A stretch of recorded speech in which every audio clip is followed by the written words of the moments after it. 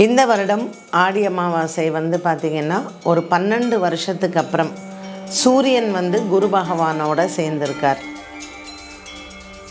சூரியனும் குருவும் சேர்ந்து கடகராசியில் சஞ்சாரம், அவருடன் சேர்ந்து சந்திர பகவான் இருக்காங்க, கூடவே புதனும் இருக்காங்க. ஸோ ஜென்ரலி சந்திரனும் குருவும் சேர்ந்தாலே அதை குரு சந்திர யோகம் அப்படின்னு சொல்லுவோம். புதன்கிழமை அன்று வரக்கூடிய ஆடி அமாவாசை அன்றைய நாள் பார்த்திங்கன்னா சூரிய கிரகணம் வருது. அன்றைய நாள் இந்த அமாவாசையில் குருவும் சந்திரனும் சேர்ந்திருக்கிறாங்கன்னு சொன்னேன். ஒரு கஜகேசரி யோகம் அமைப்பு இருக்குது. அதனால் பொதுவாக கடகராசிக்காரர்களுக்குமே உடல் ஆரோக்கியத்தில் சில பாதிப்புகள் எல்லாம் இருக்கும். திதிகள் கொடுக்கறது, தர்ப்பணங்கள் கொடுக்கறது, இறந்தவங்களை நம்ம வணங்கிறது, இது எல்லாம் நீர்நிலைகளில் பண்ணும்பொழுது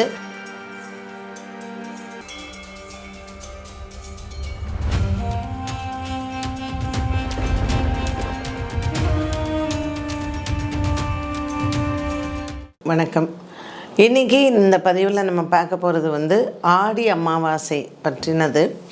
இந்த வருடம் ஆடி அமாவாசை பார்த்திங்கன்னா ஒரு 12 வருஷத்துக்கு அப்புறம் சூரியன் குரு பகவானோட சேர்ந்திருக்கார். ஸோ சூரியனும் குருவும் சேர்ந்து கடகராசியில் சஞ்சாரம், அவருடன் சேர்ந்து சந்திர பகவான் இருக்காங்க, கூடவே புதனும் இருக்காங்க. ஸோ ஜென்ரலி சந்திரனும் குருவும் சேர்ந்தாலே அதை குரு சந்திர யோகம் அப்படின்னு சொல்லுவோம். இந்த புதனும் சந்திரனுடன் சேர்ந்து இருக்கிறதுனால ஒரு லக்ஷ்மி நாராயண யோகத்தை கொடுக்கக்கூடியது. ஸோ இந்த சூரியன், புதன், சந்திரன், குரு 4 கிரகங்களும் சேர்ந்து கடகராசியில் சஞ்சாரம் செய்கிறாங்க. இந்த வருடம் இந்த ஆகஸ்ட் 12ஆம் தேதி புதன்கிழமை அன்று வரக்கூடிய ஆடி அமாவாசை அன்றைய நாள் பார்த்திங்கன்னா சூரிய கிரகணம் வருது. இந்த சூரிய கிரகணம் நமக்கு தெரியுமா, நமக்கு இங்கே இந்தியாவில் தெரியுமா அப்படின்னு கேட்டிங்கன்னா இல்லை. சூரிய கிரகணம் இது மற்ற நாடுகளில், ஆஃப்ரிக்காவில், மற்ற இடங்களில் தான் அந்த கிரகணம் தெரியுது. நமக்கு இரவு நேரத்தில் இந்த கிரகண நேரம் வர்றதுனால நம்ம இதை கிரகணத்தில் எடுத்துக்க வேண்டாம். ஸோ கோவில்கள் எல்லாமே திறந்திருக்கும். நமக்கு கிரகணத்தினுடைய அந்த தாக்கம் வராது. அன்றைய நாள் இந்த அமாவாசையில் குருவும் சந்திரனும் சேர்ந்திருக்கிறாங்கன்னு சொன்னேன். ஸோ ஒரு கஜகேசரி யோகம் அமைப்பு இருக்குது. ஆடி அமாவாசைக்குன்னு தனிப்பட்டபடி நம்ம பலன் பார்த்தோம் அப்படின்னா, உலக அளவில் பல இடங்களில் நிலச்சரிவு இருக்கலாம், ஏகப்பட்ட மழை இருக்கலாம், மழையினால் அழிவு இருக்கலாம், புதுவிதமான ஒரு வைரஸ் நோய் பரவக்கூடியதாக இருக்கலாம். ஸோ இது எல்லாமே இந்த ஆடி அமாவாசையில் கொஞ்சம் மக்களுக்கு ஏதாவது ஒரு நல்லது இருக்குமா அப்படின்னு பார்த்திங்கன்னா ஒரு பதற்றமான நிலை வருவதற்கான வாய்ப்புகள் உண்டு. ஏன்னா கிரக அமைப்புனால் இந்த சூரியன், குரு, சந்திரன், புதன் கடகராசியில் 4 கிரகங்களும் சேர்ந்து சஞ்சாரம் பண்ணுறாங்க. இந்த சஞ்சாரம் பொதுவாக ஒவ்வொரு கிரகத்தினுடைய பலம் அப்படின்னு சொல்கிறோம் இல்லையா, அப்போது இருக்கக்கூடிய விஷயத்தை இன்னும் அதிகப்படுத்துறது அப்படிங்கிறது. பூச நட்சத்திரத்தில் சந்திரன் சஞ்சாரம் பண்ணுறாரு. அதனால் பொதுவாக கடகராசிக்காரர்களுக்குமே உடல் ஆரோக்கியத்தில் சில பாதிப்புகள் எல்லாம் இருக்கும். அதனால் இந்த ஆடி அமாவாசையில் பித்ரு காரியங்கள் நம்ம பண்ணுறது அப்படின்னு ஒரு பக்கம் இருந்தாலும் கூட கண்டிப்பாக அன்றைய தினத்தில் நம்மளுடைய குலதெய்வ வழிபாட்டை கண்டிப்பாக செய்யுங்க. உங்கள் குலதெய்வம் போய் வணங்க முடியல, ரொம்ப டிஸ்டன்ஸில் இருக்குது அப்படின்னா அன்றைய நாளில் ஏதாவது ஒரு விதமான தானம் நிச்சயமாக செய்யணும். இதில் நீங்கள் வஸ்திர தானம் பண்ணலாம், அன்னதானம் பண்ணலாம். இது ரெண்டுமே ஏதாவது சிவன் கோவிலில் சிவன் அடியார்களுக்கு பண்ணுறது ரொம்ப நல்லது. இப்போ திருவண்ணாமலை மாதிரி இடங்களுக்கெல்லாம் போனீங்கன்னா அந்த அமாவாசையில் நீங்கள் கிரிவலமும் பண்ணிட்டு அங்கே சிவன் அடியார்களுக்கு வஸ்திர தானம், அன்னதானம் பண்ணும்போது இருக்கக்கூடிய கிரகங்களினுடைய சேர்க்கையில் ஒரு தோஷம் இருந்தால் அந்த தோஷம் நிச்சயமாக நிவர்த்தி ஆகும். அதனால் இந்த வாட்டி ஆடி அமாவாசையில் இந்த தானங்களை நிச்சயமாக நம்ம பண்ணணும் அப்படிங்கிறத நம்ம பார்த்துக்கலாம். ஆடி அமாவாசைக்கு பொதுவாக கடல் ஓரத்தில் இருக்கக்கூடிய இடங்களுக்கு சென்று நம்ம தர்ப்பணங்கள் கொடுக்கறது ரொம்ப நல்லது. ஏன்னா ஒரு தட்சிணாயன புண்ணிய காலம் ஆரம்பிக்கும் பொழுது நீர்நிலைகள் அருகில் நம்ம அமர்ந்து ஒரு குளத்தங்கரை ஓரமாகவோ அல்லது ஒரு நதி ஓரமாகவோ அல்லது ஒரு கடல் ஓரமாகவோ நீர்நிலைகள் அருகாமையில் நம்ம இந்த திதிகள் கொடுக்கறது, தர்ப்பணங்கள் கொடுக்கறது, இறந்தவங்களை நம்ம வணங்கிறது, இது எல்லாம் நீர்நிலைகளில் பண்ணும்பொழுது முழுமையான பலன் நம்மளுடைய வீடுகளுக்கு சேரும்.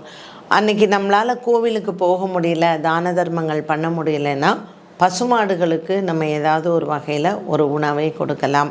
நவ தானியங்களை ஒரு உணவாக கொடுக்கறது, இல்லைன்னா அரிசி, வெல்லம் இதை பசுமாடுகளுக்கு உணவாக கொடுக்கறது நம்மளுடைய பாவங்கள் தீரும். பொதுவாக ஒரு அமாவாசையில் நம்ம இறந்தவர்களை வணங்குறதே நம்ம பாவம் தீர்ந்து புண்ணிய பலத்தை சேர்த்துக்கிறதுக்காக தான். அதனால் இந்த அமாவாசைக்கு, இந்த ஆடி அமாவாசைங்கிறது 12 வருஷத்துக்கு பிறகு ஒரு மிகப்பெரிய பலத்துடன் வரக்கூடிய ஒரு அமாவாசை. இயற்கை சீற்றங்கள் பல இடத்துல பார்த்திங்கன்னா அரசியல் தலைவர்கள், அரசாங்க சம்பந்தப்பட்ட குழப்பங்கள், இது எல்லாமே இந்த காலகட்டத்தில் வருவதற்கு வாய்ப்புகள் அதிகம் இருக்குது. ஆனால் நம்ம ஆன்மீக ரீதியாக ஒரு குலதெய்வ வழிபாடு செய்கிறது, கோவில்களுக்கு நல்லெண்ணெய், நெய் இதெல்லாம் தானமாக கொடுக்கறது, சிவனடியார்களுக்கு வஸ்திரதானம் பண்ணுறது, பசுமாடுகளுக்கு உணவளிக்கிறது, இப்படிப்பட்ட சில சேரிட்டிஸ் நம்ம பண்ணும் பொழுது நமக்கு இருக்கக்கூடிய ஒரு தெய்வ பலம் அதிகரிக்கும். அதனால் இந்த ஆடி அமாவாசைக்கு நீங்கள் போய் ஒரு தர்ப்பணம் பண்ணுறீங்க அப்படின்னா நீர்நிலைகளுக்கு அருகாமையில் இருக்கக்கூடிய இடங்களில் போய் பண்ணுங்கள். அதுதான் நமக்கு பூரணமாக ஒரு பலனை கொடுக்கும். நம்மளுடைய முன்னோர்கள் நம்மளை வாழ்த்துவதோடு மட்டுமல்லாமல் நீங்கள் ஒரு இல்லாதவங்களுக்கு அன்றைக்கி சாப்பாடு போட்டிங்கன்னா இங்கே வாழக்கூடியவர்களுக்கும் நம்ம ஒரு புண்ணியம் நமக்கு நிச்சயமாக சேரும். ஸோ நம்ம சந்ததிகள், நம்மளுடைய வருங்கால நம்ம குடும்பத்தில் இருக்கக்கூடிய உறுப்பினர்கள் இவங்கெல்லாம் நல்லா இருக்கணும் அப்படிங்கிறத வேண்டிக்கிட்டு நம்ம பித்ருக்களுக்கு அன்றைய நாளில் வழிபாடுகளை செய்யலாம். உங்களுடைய குலதெய்வ வழிபாட்டையும் அன்றைய நாளில் செய்யலாம். ஆடி அமாவாசை இந்த வாட்டி மிக மிக சிறப்பான ஒன்று. ஸோ இந்த புதன்கிழமையில் வர்றதுனால பெருமாள் ஆலய வழிபாடு அன்றைக்கி ரொம்ப நல்லது. எப்போவுமே நம்ம ஒரு பரிகாரம் அப்படிங்கும்போது ஒரு சிவன் கோவிலை தேடி தான் நம்ம போவோம். இந்த முறை இந்த ஆடி அமாவாசைக்கு ஏதாவது கடல் ஓரத்தில் இருக்கக்கூடிய ஒரு நல்ல பெருமாள் ஆலயமாக நீங்கள் போய் பாருங்கள். அந்த கடல் பக்கத்தில் இருக்கக்கூடிய பெருமாள் ஆலயம், இப்போது சொல்லணுன்னா மகாபலிபுரத்தில் நமக்கு திருக்கடல் மல்லை இருக்குது, அதே போல் திருவிடந்தை இருக்குது. இந்த திவ்ய தேசங்கள்லாம் ரொம்ப விசேஷம்.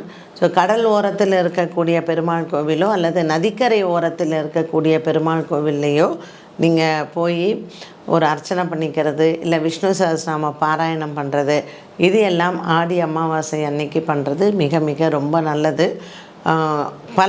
அதாவது இந்த வருடத்தில் நம்ம நிறைய அமாவாசைகள் வருது, இது எல்லாம் செய்யலை, நான் விட்டுட்டேன் அப்படின்னா கூட இந்த அமாவாசையை எடுத்துக்கிட்டு இந்த ஆடி அமாவாசையில் பண்ணும் பொழுது உங்களுக்கு நிறைய முழுமையான பலன் கிடைக்கும். பித்ருக்களினுடைய ஆசீர்வாதமும் பரிபூர்ணமாக உண்டு. இறைவர்களே, இந்த பதிவில் நம்ம ஆடி அமாவாசைக்கான சிறப்புகள் பார்த்தோம். கண்டிப்பாக ஏதாவது ஒரு தானத்தை இந்த தடவை நீங்கள் பண்ணுங்கள், புண்ணியத்தையும் தேடிக்கலாம். மீண்டும் அடுத்த பதிவில் சந்திக்கும் வரை நன்றி, வணக்கம்.